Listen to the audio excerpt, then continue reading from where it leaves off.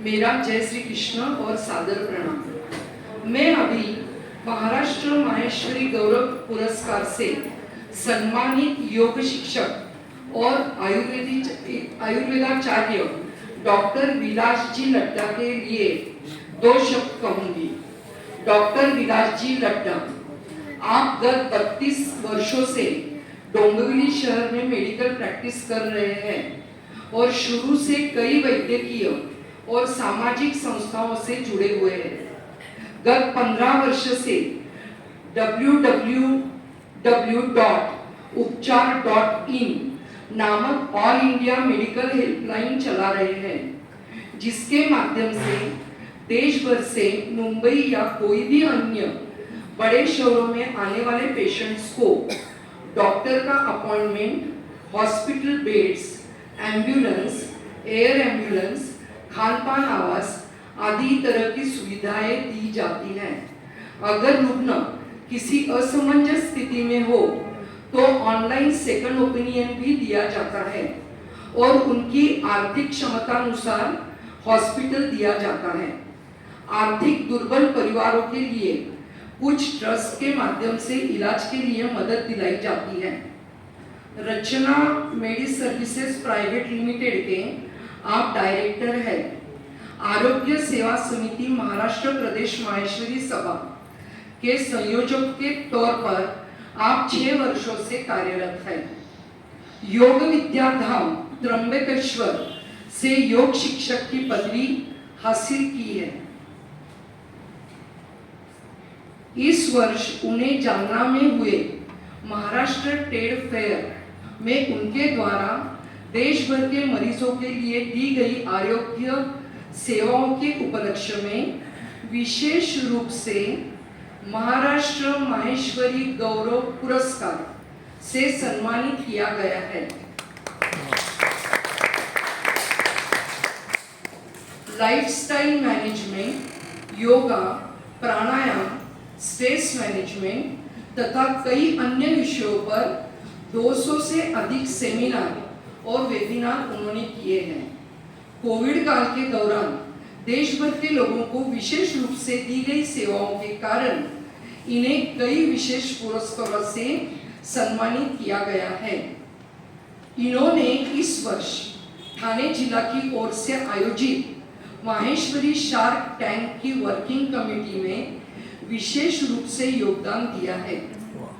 इनके द्वारा Lilavati Mumbai, global Hyderabad, प्लानिटा Nagpur, Apollo Ahmedabad जैसे कई हॉस्पिटल्स में डिस्काउंटेड हेल्थ पैकेजेस कराए गए हैं।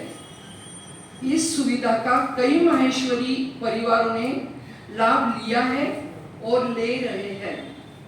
जहां पर मॉडर्न मेडिसिन से ट्रीटमेंट होना संभव नहीं है, ऐसे मरीजों के लिए आयुर्वेद, योगा, प्राणायाम तथा अन्य पैरेलल थेरेपी से इलाज करने के लिए मार्गदर्शन दिया जाता है और इसके लिए ऑनलाइन काउंसलिंग भी किया जाता है, जिसके कारण मरीजों को बीमारी के निर्णय लेने में आसानी हो जाती है। ये तो मैंने बहुत छोटा इंट्रोडक्शन दिया है, लेकिन इनका कार्य बहुत बड़ा है। प्लीज सुनिए उनकी लेक्चर्स आदि।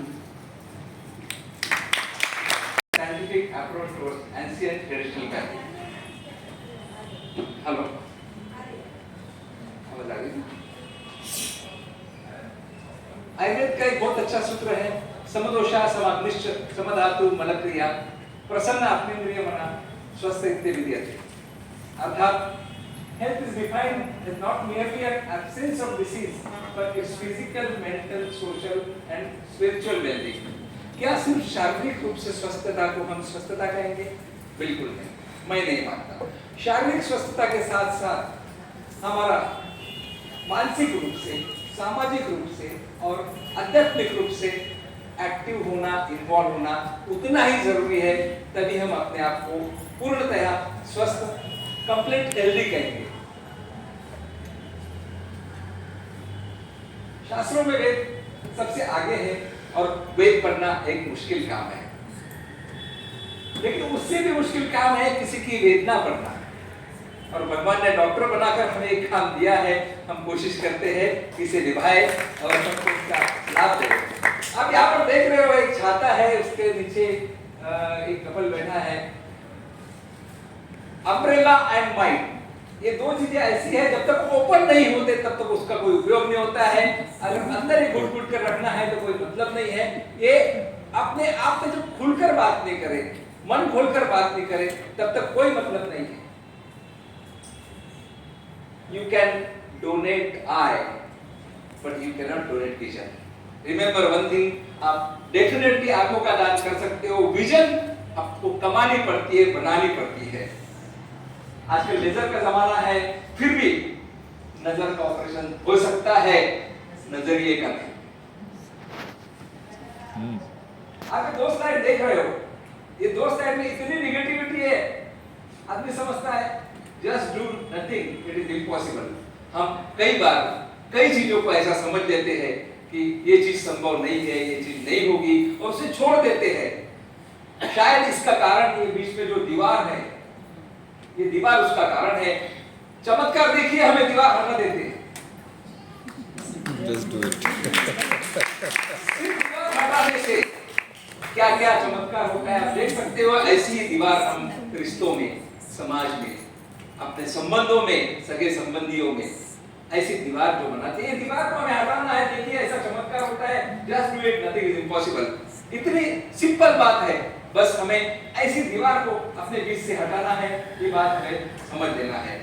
आप सबसे मैं पूछना चाहूंगा, सबसे बड़ी बीमारी, सबसे बड़ा रोग क्या हो सकता है? थोड़ा इंटरेक्शन करिए, ऐसा भाषण नहीं समझिए। मैं आपसे हर बात रूबरू हो रहा हूँ, इंटरेक्शन कर रहा हूँ। कोई बता सकता है सबसे बड़ा रोग क्या है? क्या कहेंगे लोग? सबसे बड़ा रोग क्या कहेंगे लोग? ये आज के जमाने में सबसे बड़ी बीमारी है।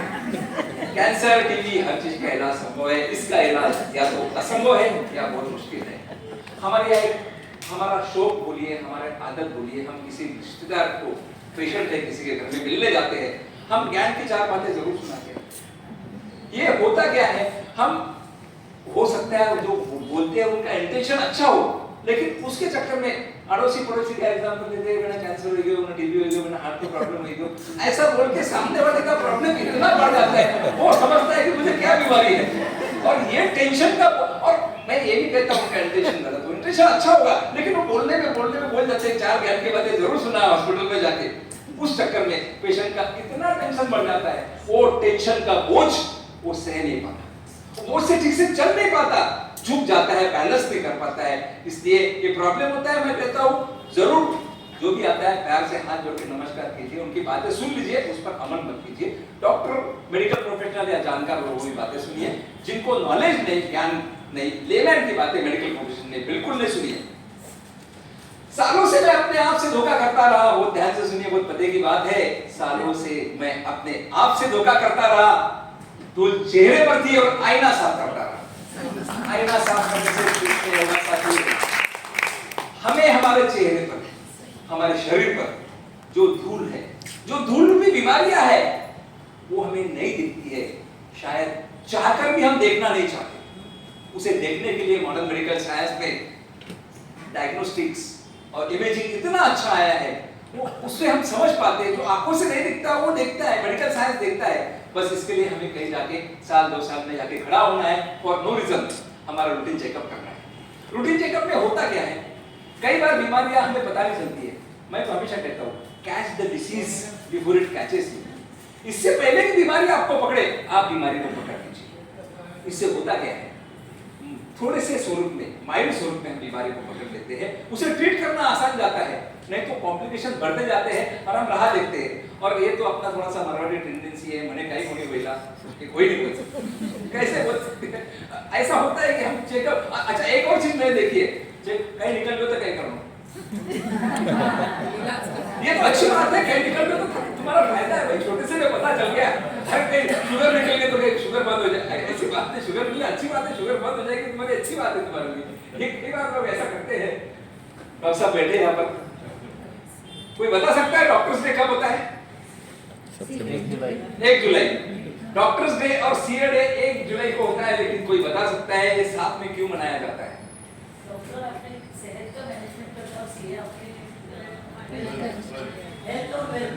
हेल्थ इज वेल्थ, बिल्कुल सही बात है, हेल्थ इज वेल्थ। और इसीलिए डॉक्टर्स डे और सीए डे शायद ऑफिशियली ना हो, मैं मानता हूँ कि शायद ये कारण हो इसलिए साथ में मनाया जाता है।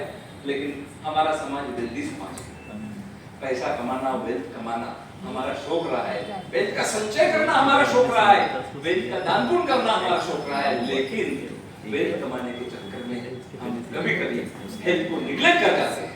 ये बहुत बड़ी विडंबना है।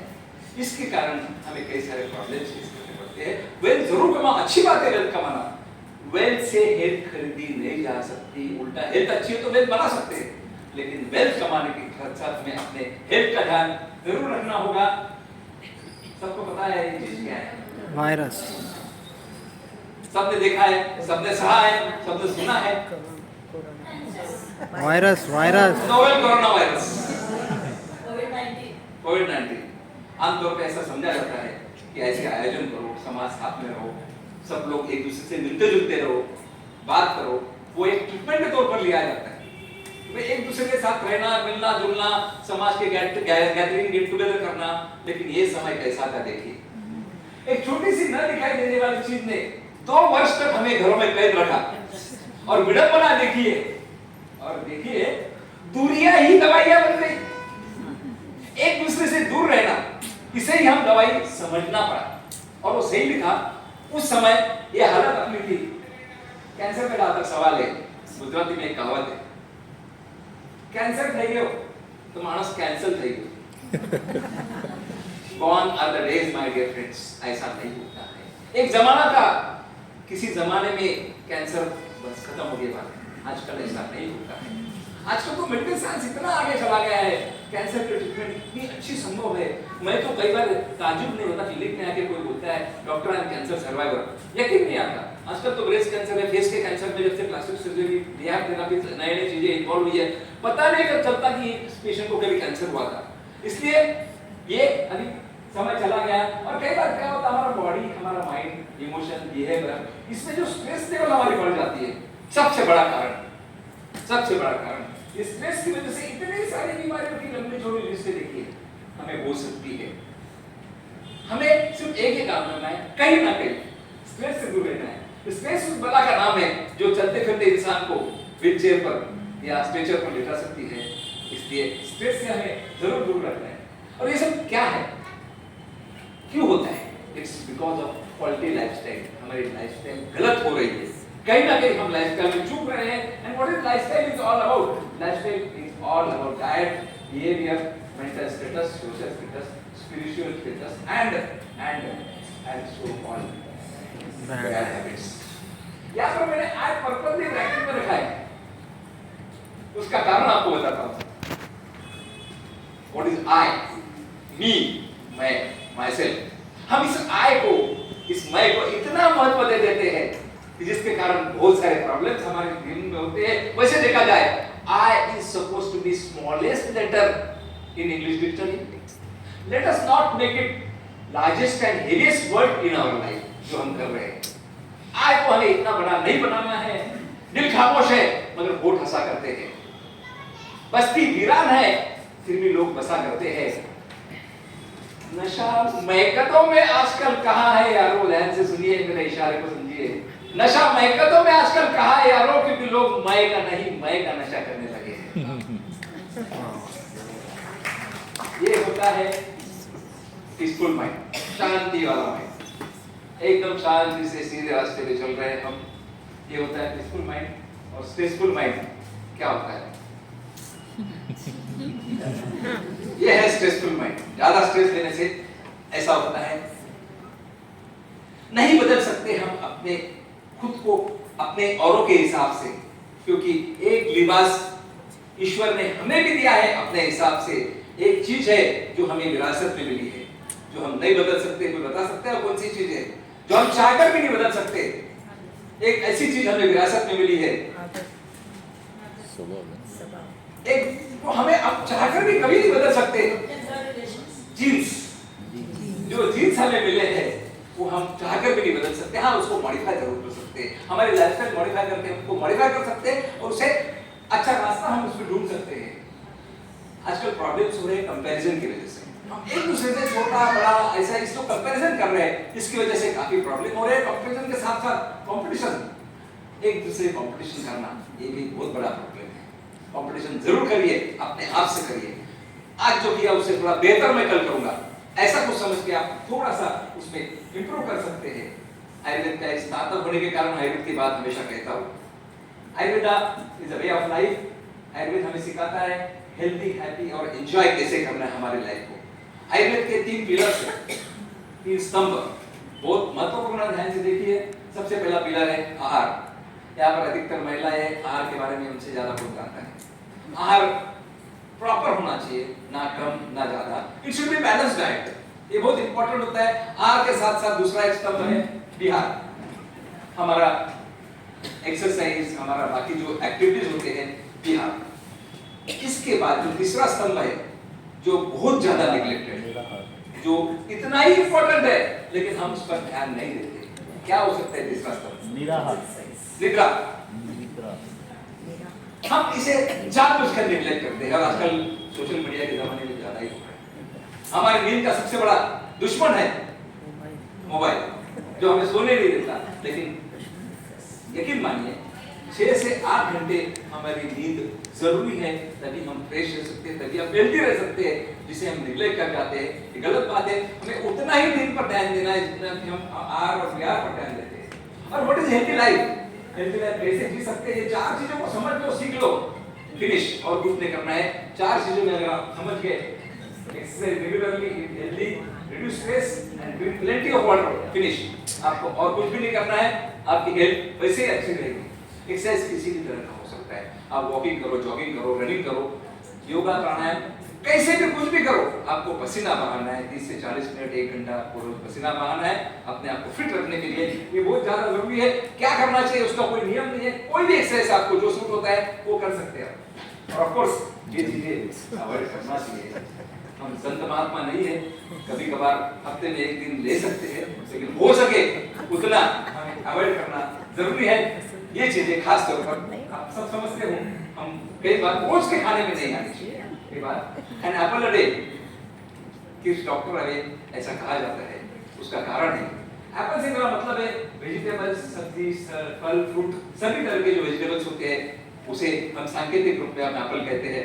ये अगर खाने में हो तो डेफिनेटली हमारे लिए बहुत फायदे की बात होती है। और जैसा कि जैन समाज में कहा जाता है, अर्ली डिनर बहुत इंपॉर्टेंट है। अर्ली डिनर लेना, हम कई बार काम के चक्कर में रात को 10-11 बजे डिनर लेते हैं।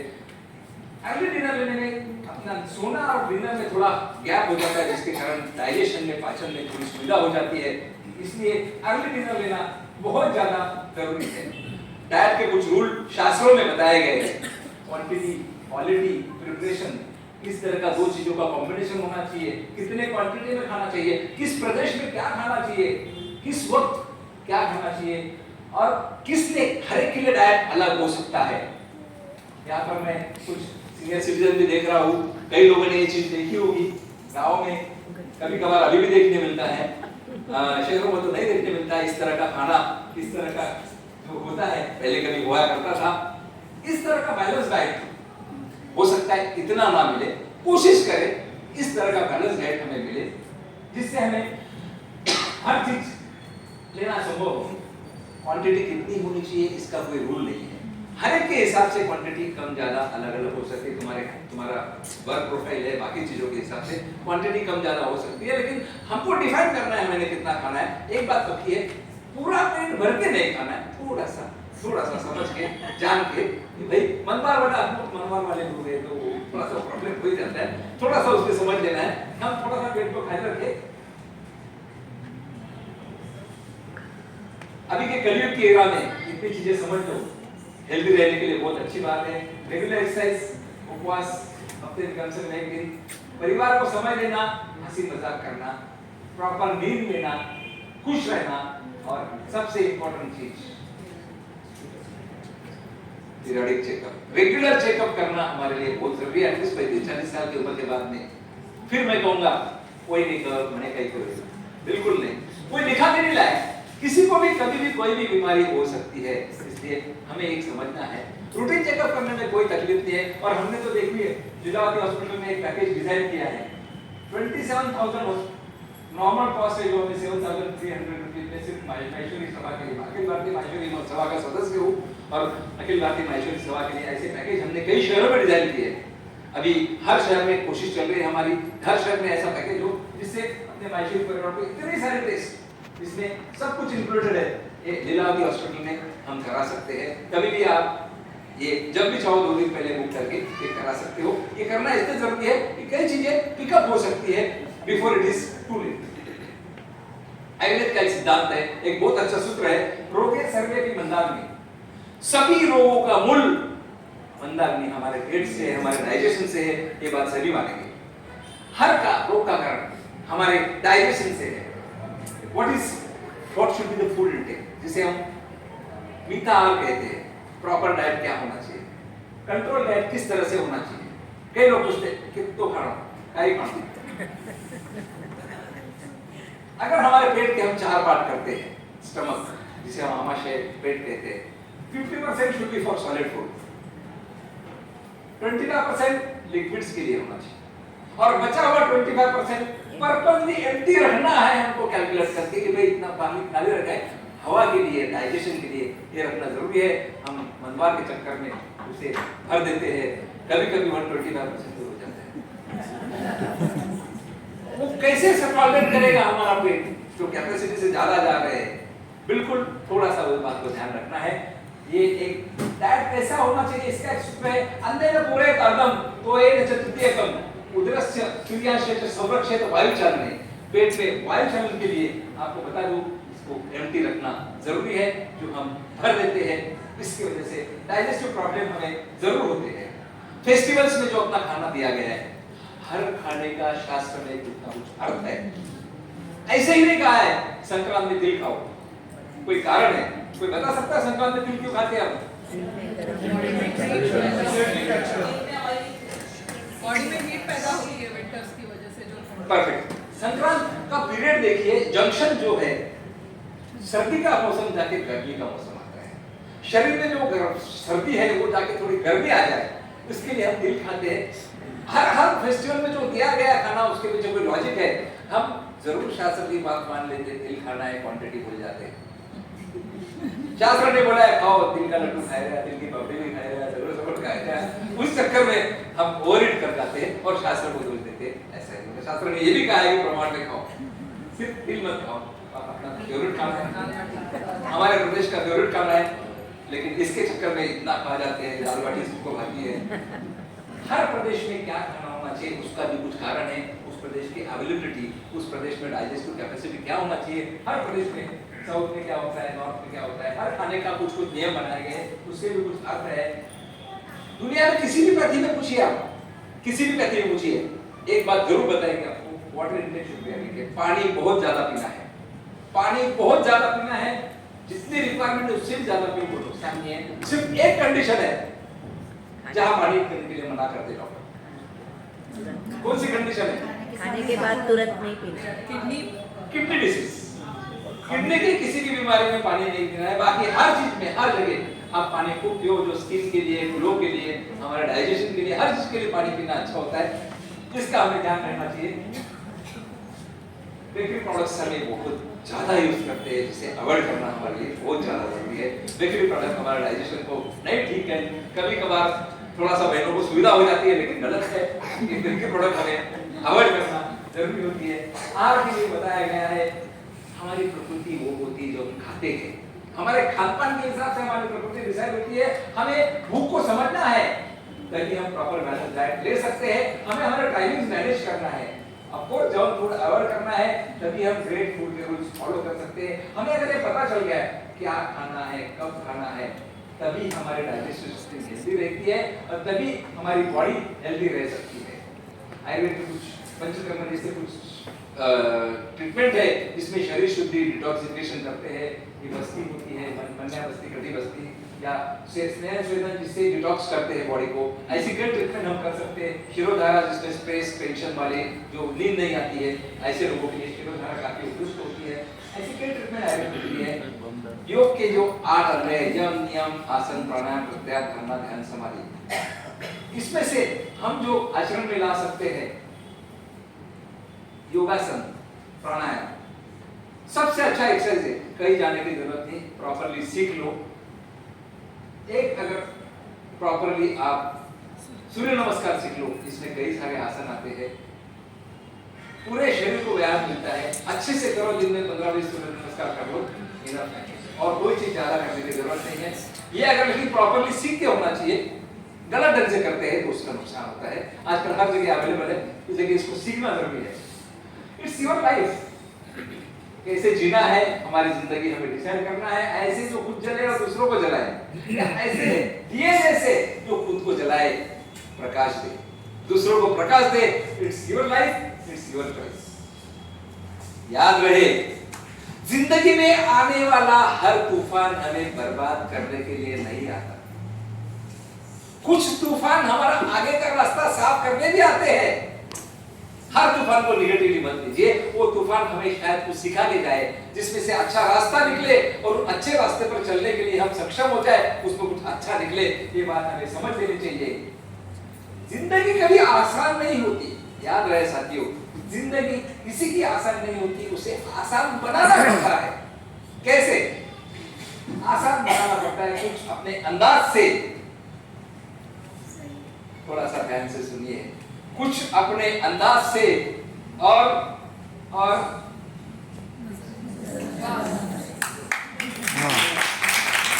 कुछ नजरअंदाज से, कहीं ना कहीं हमें नजरअंदाज करना ही है। कुछ चीजों को हमें नजरअंदाज करना है, तभी हमारी जिंदगी बेहतर हो सकती है। हर चीज को सीरियसली लेंगे, वो कहीं बोलियो, जो कहीं बोलियो, प्लीज।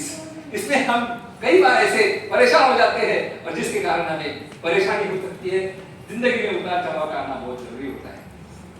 हर उतार चढ़ाव को पॉजिटिव लीजिए। आप सभी को पता है, जब तक किसी दिन में लीड्स चल रहे हैं अप एंड डाउन, तब तक हमारी जिंदगी चल रही है। जिस दिन किसी में स्ट्रेट लाइन आ गई, आप सभी को पता है उसका मतलब क्या होता है। इसलिए हर उतार चढ़ाव को पॉजिटिवली लीजिए, हर उतार चढ़ाव को यह समझ लीजिए कि हमारे अच्छे के लिए हो रहा है, और उसमें से कुछ पॉजिटिव रास्ता ढूंढने की कोशिश करिए। बात जब भी करो, चाहे दिल से करो या ना करो, लेकिन दिल को छू लेने वाली जरूर करो। जो भी बात करो, दिल को छू लेने वाली जरूर करो, लेकिन दिल की बात करते वक्त दिमाग को साथ में रखो। जब भी दिल की बात करो, दिमाग को साथ में रखो। एक स्लाइड मुझे बहुत अच्छी लगती है, मेरे हर प्रेजेंटेशन में रखता हूँ। एक हार्ट सर्जरी यूनिट के बाहर लिखा था, अगर दिल खोल दिया होता यार दोस्तों के साथ, अगर दिल खोल दिया होता यार दोस्तों के साथ, तो खोलना ना पड़ता औजारों के साथ, खोलना ना पड़ता इंस्ट्रूमेंट के साथ। बात बहुत पते की है, बात इंपॉर्टेंट है। यहाँ पर मेरा यार दोस्तों से मतलब है परिवार, सगे संबंधी, अड़ोसी पड़ोसी, समाज के लोग, हमारे भाई बंधु, सभी को लेकर अगर दिल खोलकर बात करते हैं, तो डेफिनेटली हमारी दिल के प्रॉब्लम, हार्ट के प्रॉब्लम कम हो सकते हैं। यहाँ पर मुझे एक बात याद आ गई, सीमा जी यहाँ पर बैठी है।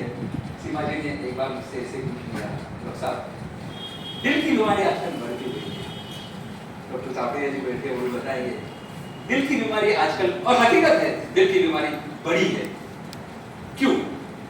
इसका टेक्निकल आंसर कुछ और होता, लेकिन सीमा जी सब देख रहे कितने एक्टिव है, थोड़ा बहुत फिल्मों का शो करते हैं, ऐसा मैंने सुना है, तो थोड़ा सा मैंने सोचा कि उसको फिल्मी अंदाज में जवाब दिया जाए। टेक्निकल जवाब बहुत सारा अलग हो सकता है, फिल्मी जवाब बढ़ेगा। दिल की बीमारी बढ़ी है बॉलीवुड की वजह से, फिल्म इंडस्ट्री की वजह से। कैसे? ध्यान से सुनिए, आपको एंजॉय करेंगे। 60s और 70s में जब हमारा जन्म हुआ था, तब दिल एक मंदिर हुआ करता था। 80s के आते आते जब हमारा स्कूलिंग हो रहा था, दिल दीवाना हो गया। 90s में जब हम प्रोफेशन में आए, कोई बता सकता है 90s में दिल क्या हो गया? दिल तो पागल हो गया। अब आप ही बताइए, ऐसे ऐसे चेंजेस होते हैं। यहाँ तक सब ठीक था, पागल हो गया ठीक है, लेकिन अब तो दर्द हो गई 2000 के बाद 21st सेंचुरी में कोई बता सकता है दिल क्या हो गया? जरा सोचिए, एक बहुत अच्छी पिक्चर है रणबीर कपूर की, दिल दिल ये जवानी दीवानी, दिल बदतमीज हो गया। आप ही बताइए, दिल अगर बदतमीज होता है, दिल अपनी बदतमीजियां दिखाता है, डेफिनेटली हार्ट के प्रॉब्लम बढ़ते हैं। टेक्निकल आंसर कुछ भी हो, मैंने अपने हिसाब से उसका जवाब दे दिया, शायद शिवाजी को पसंद आया हो। दिल को संभाले रखे, दिल को बदतमीज ना होने दे। डेफिनेटली हमारा दिल एक ही है और उसे संभाल कर रखना हमारे लिए बहुत ज्यादा जरूरी है। एंड एंजाइग्राफी एंड अवॉइड एंजियोग्राफी। जिंदगी को एंजॉय करते रहिए, डेफिनेटली कायदे से प्रूव हुआ है। ये सिर्फ लिखने कहने की बात नहीं, कायदे से प्रूव। हंसते खेलते रहने से एंजियोग्राफी की जरूरत कम पड़ती है या ना भी पड़ती है। इसलिए हंसते खेलते रहिए, हंसी मजाक करते रहिए। हर मर्ज का मतलब होता है बीमारी, डिसीज। हर मर्ज का इलाज नहीं है सिर्फ दवाखाने में। कुछ मर्ज यूं ही चले जाते हैं सिर्फ मुस्कुराने से। हंसते खेलते रहने से डेफिनेटली हमारी कई बीमारियां निकल जाती है। इसलिए कहा जाता है laughter is the best medicine. Remember my dear friends, laughter is the best medicine. But remember, if you laugh without reason, you need medicine. मुस्कान को तभी रखो जब वो किसी को चोट पहुंचा रही हो, वरना खिलखिलाकर हंसते रहो। हमेशा हंसते रहो, जब तक हंसना चाहते हो तब तक हंसते रहो। एक डॉक्टर के क्लिनिक में लिखी बेहतरीन लाइन मुझे बहुत अच्छी लगती है, दवा में कोई खुशी नहीं और खुशी जैसी कोई दवा नहीं। बड़प्पन वह गुण है जो पद से नहीं संस्कारों से प्राप्त होता है। परायों को अपना बनाना उतना मुश्किल नहीं जितना अपनों को अपना बनाए रखना। परायों को तो अपन अपना बना लेते हैं, लेकिन वो मेंटेन करना भारी काम है। इसलिए अपना तो बना लो, लेकिन उसको मेंटेन भी करो। ये हमारे संस्कार है, हमारे समाज में दिए हुए बड़ों के संस्कार है, जिसके कारण हम ये कर पा रहे हैं। इसी संस्कार को हमें साथ में रखना है। जो सुख के साथ दे वो रिश्ते, जो दुख के साथ दे रिश्ते। So always remember, our God is greater than our problem। हमेशा हमारे प्रॉब्लम को तो एक प्रॉब्लम तेरे से मेरा बहुत बड़ा है। कभी भगवान को ये मत कहिए मेरा प्रॉब्लम बड़ा है। अपना प्रॉब्लम अपने आप छोटा हो जाता है। हमारे शरीर में जो हार्ट है, एक ही मशीन ऐसा है जो 24 घंटे बिना रुके बिना थके चलते ही रहता है, चलते ही रहता है, कभी रुकता नहीं है। कोशिश हमें क्या करनी है, उसे हमेशा खुश रहे, हमेशा खुश रखे, चाहे अपना हो चाहे दूसरों का हो। हमारे दिल को हमेशा खुश रखने की कोशिश करनी चाहिए, क्योंकि ये भी मशीन है। ये मशीन को मेंटेनेंस तो लगता है, कहीं ना कहीं हमें खुश रखना, खुश रहना और हाथ को खुश रखना अपने और दूसरों के बहुत ज्यादा जरूरी होता है। वक्त पर ही छोड़ देने चाहिए कुछ उलझनों के हल, कुछ उलझनों के हल हमें वक्त पर ही छोड़ देने चाहिए। क्यों? बेशक जवाब देर से मिलेंगे, लेकिन लाजवाब मिलेंगे। आजकल की कड़वा सच, थोड़ी कड़वी बात बता रहा हूँ, कहीं ना कहीं ये बात हो रही है। गांव में नीम के पेड़ कम हो रहे हैं और घरों में, परिवारों में कड़वाहट बढ़ती जा रही है।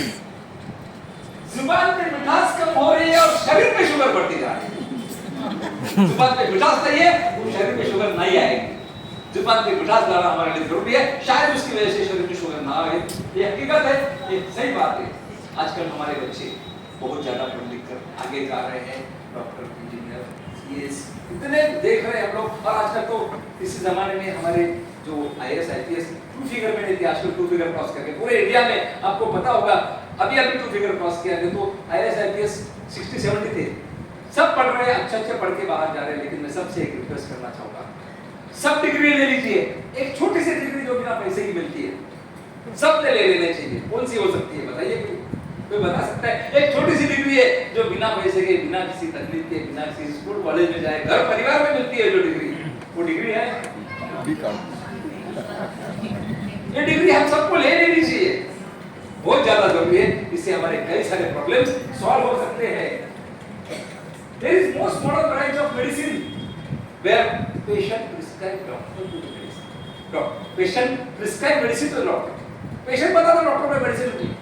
कोई बता सकता है ऐसी कौन सी एक ब्रांच है, कौन सी व्याधि है जो आजकल बहुत प्रचलन में आईटी वालों ने और आजकल सॉफ्टवेयर वालों ने एक नई पैकेज उनके निकाली है, गूगलोपैथी।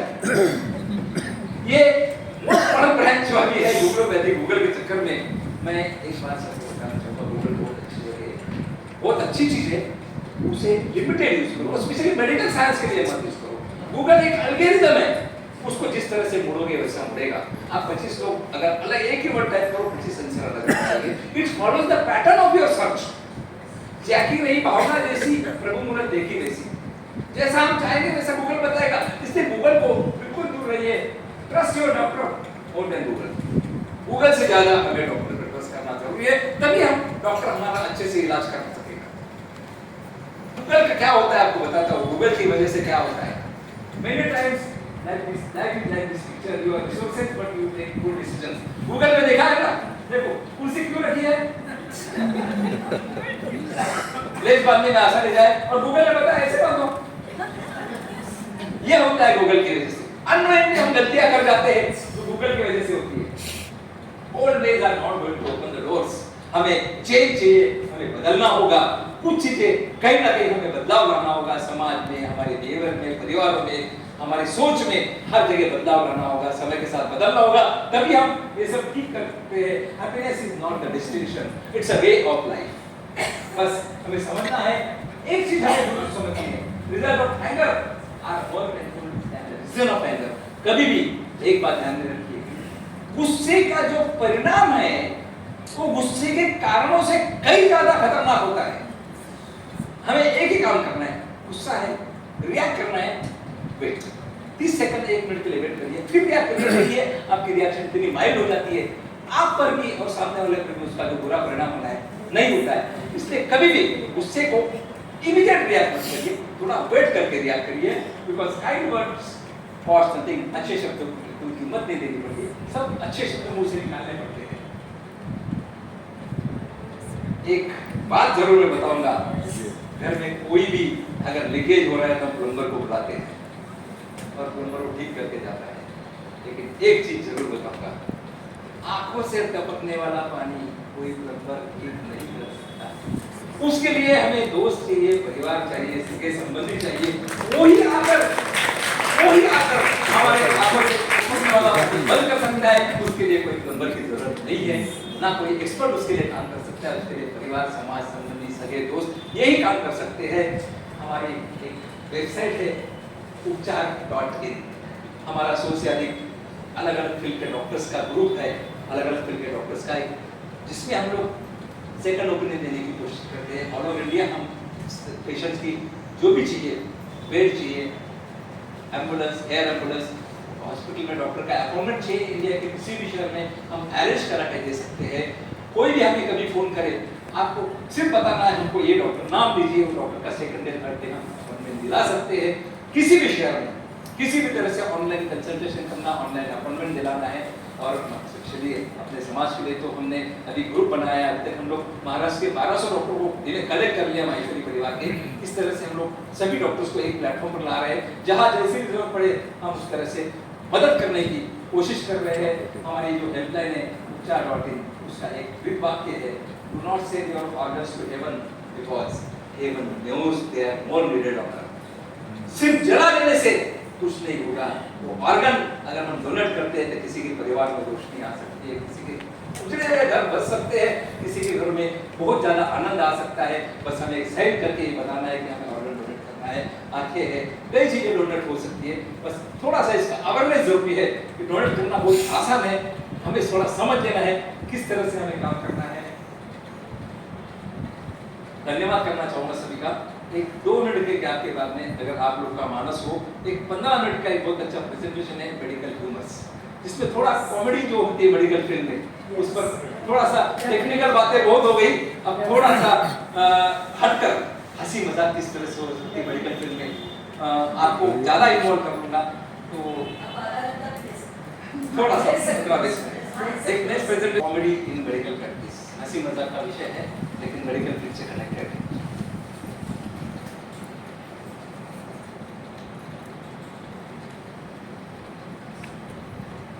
Does medicine is everything? क्या हर बीमारी के लिए दवाई जरूरी है? बिल्कुल नहीं। कई बीमारियां हैं जिसमें बिना दवा के काम हो जाता है। नॉन मेडिसिनल रेमेडीज कई जगह है, कई ऐसी बीमारी दवाइयाँ नॉन मेडिसिनल चीजें हैं जिससे हम बीमारी को ठीक कर सकते हैं। जैसे गले में खराश है, गले में दर्द है, कुछ नहीं, क्या करना है, सॉल्ट वाटर टैबलेट। एक महिला मेरे क्लिनिक में आई, महिलाओं के सभा में महिलाओं को टारगेट करके प्रोग्राम में कीमत की दाद देनी लगी। एक महिला मेरे क्लिनिक में आके पूछती है, सब गले में बहुत खराश है, गले में दर्द है, क्या करूँ? कुछ नहीं, सिंपल चीजें है, थोड़ा गर्म पानी लो, थोड़ा गर्म से गहरा रखो, ठीक हो जाएगा। क्वेश्चन तो वो कितनी देर करना है, 30 सेकंड से 1 मिनट, 2-3 बार में 4-5 बार कर लो, ठीक है, कर लिया, बाहर जाके फिर वापस अंदर है। डॉक्टर साहब एक पर्सनल प्रॉब्लम है क्या? मेरा ना मेरे पति के साथ कोई झगड़ा होता है, क्या करूं, क्या इलाज? यही इलाज है, यही इलाज है। 30 सेकंड के बजाय 5 मिनट पानी में रहो, अपने आप सब झगड़े बंद हो जाएंगे। Be honest to doctor, don't lie। फिर से महिलाओं को कहूँगा, स्पेशली जब आपकी उम्र और वेट पूछा जाता है, मेडिसिन का डोज एक्सेस करने के लिए प्लीज इस मामले में झूठ मत बोलिए डॉक्टरों से, मेरी उम्र और वेट मत छुपाइए। इसके कारण हम हो सकता है डोसेस एडजस्ट करने के लिए जरूरत होती है। Give some time to heal. Healing के लिए अरे अब के ठीक होते हैं, हर चीज के लिए समय दो। रात में देखते हैं दही जमाते हैं, दही में पूरी रात चम्मच घुमाए, उसको सेटल होने को टाइम दो, दवाई को काम करने के लिए थोड़ा टाइम दो, तभी वो दवाई काम करेगी। हमें चेंज टूरिज्म या इस तरह का कुछ हमें करना part of medicine, it is a part of medicine. एक यंग कपल मेरे पास आया और पूछने लगा, शादी को 1 आध साल हुआ था, वो मैडम लेडी होती है, बहुत टेंशन में, डॉक्टर बहुत टेंशन है, क्या करूँ, मेरे को समझ में नहीं आता, कैसा कैसा चलेगा जिंदगी। बहुत बातें बता रही थी, मैंने देख लिया, एग्जाम कर लिया। मैंने बताया, देखो मैडम आपको कोई फिजिकल फिजियोलॉजिकल प्रॉब्लम नहीं है, आपका स्ट्रेस लेवल बढ़ गया, टेंशन बढ़ गया। अब एक काम करो, अपने हस्बैंड के साथ किसी हिल स्टेशन पर देख ले, चले खुश हो गए। वे डॉक्टर ने तो अच्छी सलाह दी। घर पे गई, लैपटॉप खोला, लैपटॉप पर रेस्पिरेशन ढूंढने लगे और पूछने लगे, तुम्हारे सुनो डॉक्टर साहब ने हमें हिल स्टेशन पे जाने बोला है, हम कहाँ जाएंगे? दूसरे डॉक्टर के पास। गलत डॉक्टर है, खर्चे बढ़ा रहा है, गलत सलाह दे रहा है, तो हम दूसरे डॉक्टर के पास जाएंगे। कभी कभी डॉक्टरों को सख्त शब्दों का इस्तेमाल करना पड़ता है अपने प्रैक्टिस में, शायद वो कड़वे शब्द हो, इस्तेमाल करना पड़ता है। एक सच्ची घटना मैं बता रहा हूँ। हमारे एक मामा जी सुखान परिवार से, एक मामा जी गाँव से आए थे, 5-6 लोग बम्बई घूमने, हमारे दिन में शादी होती, चलो इंडिया चले जाएंगे, इनसे मिल भी लेंगे और बम्बई घूम लेंगे, ठीक है। आ गए, आने के बाद हमने ऐसे बैठे, हमने कह दिया मामा जी आपको डायबिटीज है, वेट भी थोड़ा ज़्यादा है, आपका खान पान की वो तेल की वाला मारवाड़ी खाना होता है, क्यों ना हम चेकअप करवा ले, 50 साल की उम्र की। हाँ नहीं करते करते डॉक्टर का तो शौक होता है चेकअप कराना। उन्होंने बोल दिया ठीक है, डॉक्टर साहब बोल रहे कर ले, हमने बोल दिया कर ले, फॉर नो रीजन, कोई कारण नहीं। हमने उनका सब चेकअप कराया, unfortunately stress test, echo, ECG, sugar सब सब सब एबनॉर्मल मिला। हमने कार्डियोलॉजिस्ट के पास लेके गए, कार्डियोलॉजिस्ट को बताया, कार्डियोलॉजिस्ट बड़े स्मार्ट होते हैं, उनको बताया, उन्होंने एक ही बात कही, मामा जी आपके रिपोर्ट्स जो बता रहे हैं उसके हिसाब से आपको एंजियोग्राफी करना जरूरी है, हो सकता है 2-3 ब्लॉकेज निकले और आपको बाईपास भी करना। बाईपास, अरे घूमने फिरते हैं, आपने बाईपास की बात कैसे करते हैं? लेकिन आपके जो रिपोर्ट थे वो कर रहे, तो वो थोड़ा टेंशन में आ गए, फिर बाहर गए, बाहर जाके 4-5 लोगों ने ऐसे आपस में बातें की, मीटिंग की और एक बीच का रास्ता निकाला और फिर वापस अंदर कार्डियोलॉजिस्ट कैबिन में है और इस बार मामी जी बोल रहे थे। आपने मैंने बताया कार्डियोलॉजिस्ट बड़े स्मार्ट होते हैं, आप आंसर सुनिए उनका। मामी जी बोले सब ये बोलो ठीक है, बोले एंजियोग्राफी करा लेगा, बाईपास करा लेगा, ठीक है, पर आवर मन पड़े और बहन भी श्राद्ध पक्ष श्राद्ध पक्ष में कैसे करेंगे एंजियोग्राफी? ध्यान से सुनिए डॉक्टर का जवाब। अच्छा ठीक है मामी जी, श्राद्ध पक्ष की वजह से आपको नहीं करना है एंजियोग्राफी, अगले साल मामा जी का कर लेना श्राद्ध। बात कड़वी गहरी जाके लगी, इतनी देर जाके लगे, अगले दिन वो जाके इंस्टीट्यूट में जाके एंजियोग्राफी के 3 ब्लॉक निकले, बाईपास हुआ, उसके बाद 15 साल किसी देना किसी तकलीफ कीजिए, शायद कड़वे शब्द का इस्तेमाल नहीं किए होते, वो आराम से चले जाते, किसी दिन हार्ट अटैक आके प्रॉब्लम हो जाता था। इसलिए डॉक्टरों को कड़वे शब्दों का इस्तेमाल करना जरूरी होता है। कभी-कभी हम तो डाइट प्रिस्क्राइब करते हैं, कई हमारे बहनों का क्वेश्चन रहता है, डॉक्टर डाइट लिख के दो, हम डाइट लिख के देते हैं, ऐसे बहन को मैंने डाइट लिख के दिया, पूरा प्रॉपर कितने बजे क्या करना है सब प्रॉपर लिख के दिया, पूरा पढ़ लिया, घर जाके फोन तब सब डायरेक्ट तो लिख के दिया, यो को नहीं बताया जीवन का पहले दिन में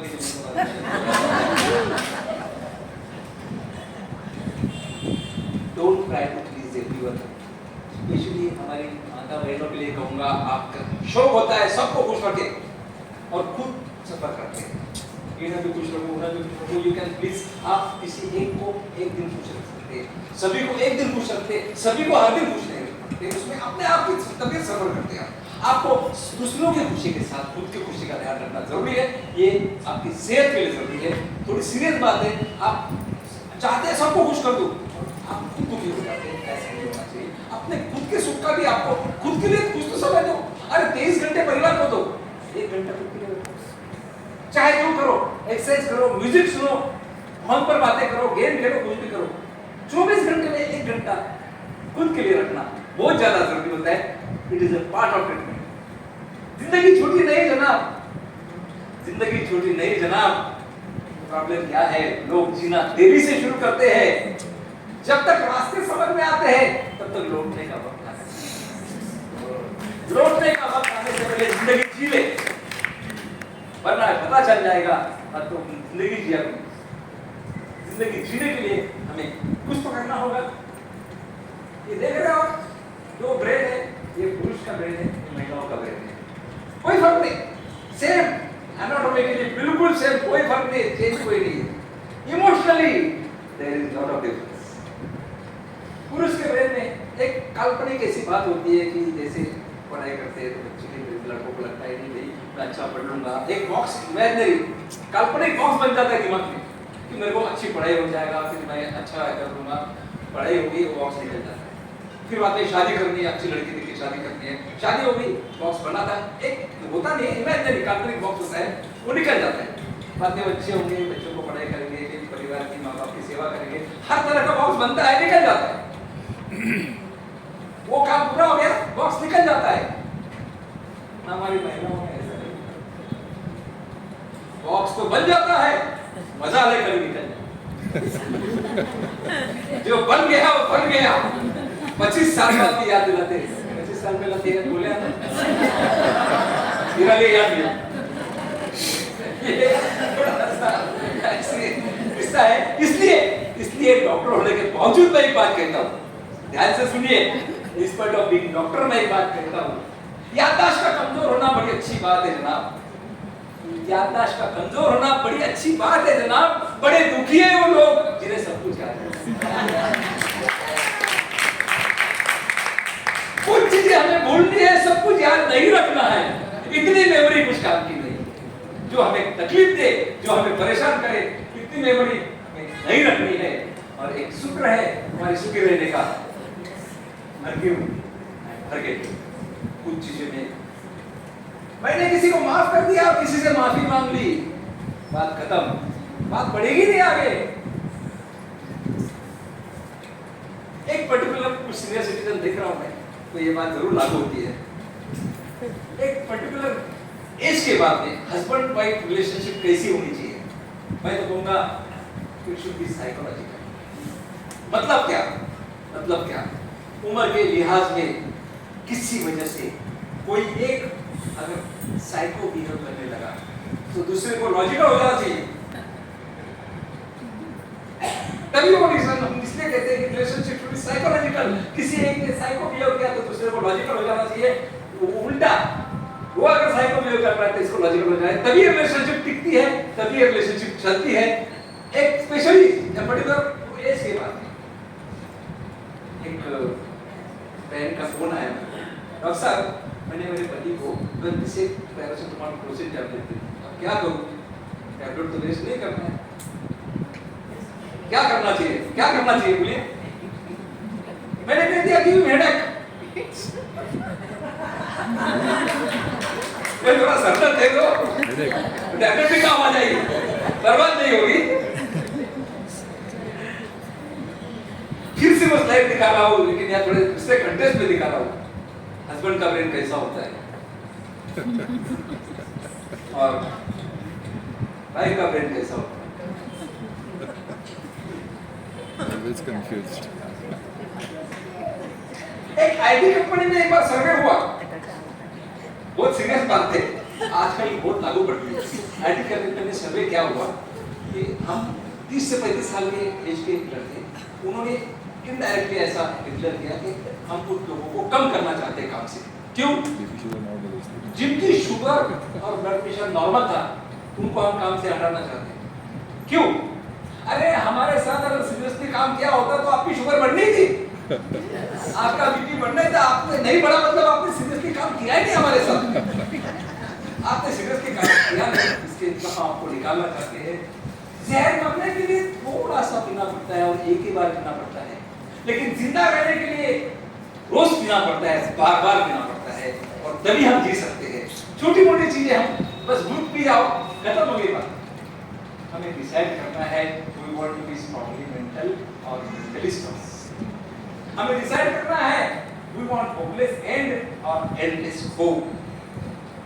हमारी एक बुरी आदत है, हम अच्छी यादें पेन ड्राइव में छिपा के रखते हैं और बुरी यादें दिल में रखते हैं।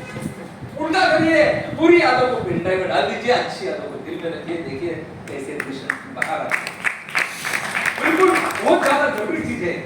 एक यंग पेशेंट मेरे पास आया, यंग शादी की उम्र थी, लड़के की, और मुझसे पूछने लगा, डॉक्टर साहब is their way of long and happy life, अच्छी और खुशहाल जिंदगी के लिए, लॉन्ग एंड हैप्पी लाइफ के लिए मैंने क्या करना चाहिए?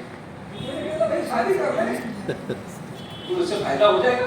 बिल्कुल है, ये तो पता नहीं, जिंदगी वैसी लंबी लगती है, शादी के बाद जिंदगी वैसी लंबी लगने लगेगी ना, अगर वो खुशी का कोई कारण है ना, कुछ के शादी कर ले, जिंदगी अपने आप लंबी लगने लगेगी। हेडेक कितने तरह का होता है बता देता हूँ। ये है माइग्रेन का हेडेक, एक तरफ होता है जो एक पर्टिकुलर जगह होता है, ये है माइग्रेन का हेडेक। ब्लड प्रेशर की वजह से हेडेक होता है पीछे के साइड में। तीसरा एक हेडेक होता है स्ट्रेस की वजह से होता है। इन सबसे ऊपर एक बहुत बड़ा हेडेक होता है, कोई बता सकता है कौन सा हेडेक है?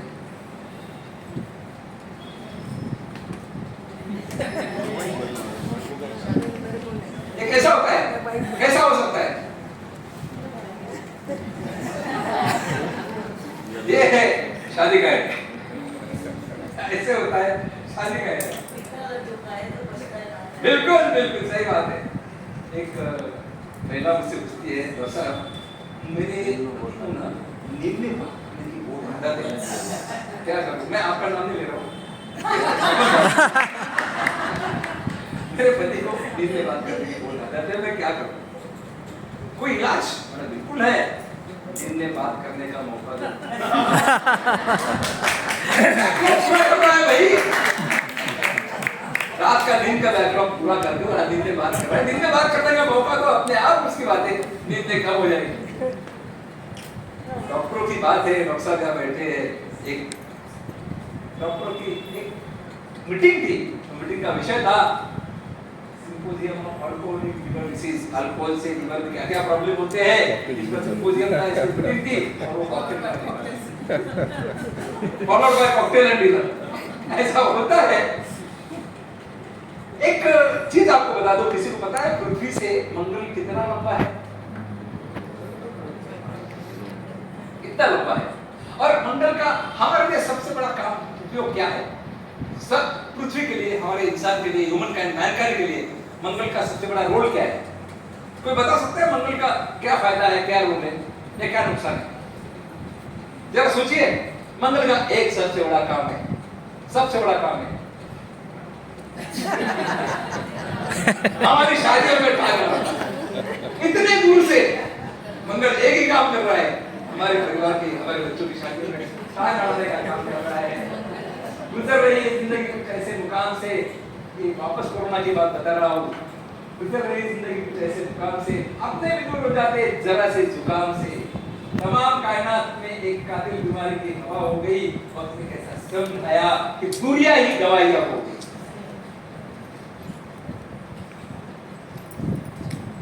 आप सभी का धन्यवाद करना चाहूंगा। और थोड़ा सा जो भी नॉलेज मेरे पास था शेयर करने की कोशिश की, और थोड़ा मेरा अंदाज है हंसी मजाक में मैं करता हूँ। मैं धन्यवाद करना चाहूँगा सभी कार्यकारिणी का, और स्पेशली आपका। आपने मुझे ये मौका दिया आपके सामने, इतने अच्छे ऑडियंस के सामने और बुरे जैसे शहर में आके मुझे मेरे विचार रखने का मौका दिया। मैं आप सभी का धन्यवाद करना चाहूँगा। जब भी आप बुलाएंगे मैं आना चाहूँगा। ऑडियंस भले कम थी लेकिन बहुत अच्छी ऑडियंस थी। अच्छा लगा, बहुत खुशी हुई, और सभी का धन्यवाद। कोई क्वेश्चन आंसर पूछ रहे थे, एक थोड़ी देर जब तक भी पूछना चाहते